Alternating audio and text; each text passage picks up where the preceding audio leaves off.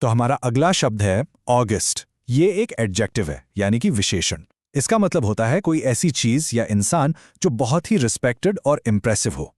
सोच के देखिए, कोई चीज जो अपनी शान, अपने स्टेटस या अपनी उम्र की वजह से बहुत ही गौरवपूर्ण लगे। सिंपल भाषा में कहें तो शानदार या प्रतिष्ठित। चलिए इसको एक सेंटेंस में यूज करके देखते हैं ताकि कॉन्सेप्ट बिल्कुल क्लियर हो जाए। सेंटेंस है, the university is one of the countries most August institutions. इसका सीधा साधा मतलब ये है कि ये यूनिवर्सिटी देश के सबसे रिस्पेक्टेड और इंपॉर्टेंट इंस्टीट्यूशंस में से एक है।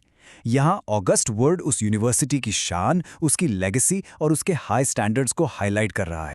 और पता है, ये वर्ड सिर्फ बिल्डिंग्स या इंस्टीट्यूशंस के लिए ही नहीं है, हम इसे इंसानों के लिए भी यूज कर सकते हैं।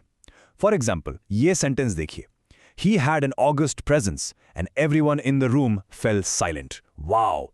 इसका मतलब है कि उस इंसान की पर्सनैलिटी, उनका ऑरा इतना इंप्रेसिव, इतना डिग्निफाइड था कि जैसे ही वो कमरे में आए, सब लोग अपने आप चुप हो गए। मतलब उनकी प्रेजेंस ही इतनी पावरफुल थी कि रिस्पेक्ट कमांड कर रही थी। एक और बढ़िया एग्जाम्पल देखते हैं, इस बार फैमिली हिस्ट्री के बारे में। सुनिए, the family had an august lineage, tracing its roots back to ancient kings. यहाँ ऑगस्ट लिनिएज का मतलब है कि उस फैमिली का वंश, उनकी हिस्ट्री बहुत ही नोबल और रिस्पेक्टेड रही है, जो सीधे पुराने राजा महाराजाओं से जुड़ी है। तो ये वर्ड उस फैमिली की शानदार हिस्ट्री को बता रहा है।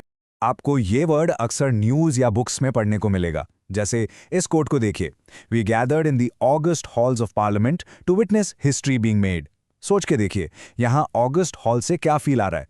यही ना कि पार्लियामेंट की बिल्डिंग कितनी ग्रैंड, कितनी इंपॉर्टेंट है, एक ऐसी जगह जहां हिस्ट्री बनती है। तो ये वर्ड उस जगह की ग्रेविटी और इंपॉर्टेंस को बढ़ा देता है।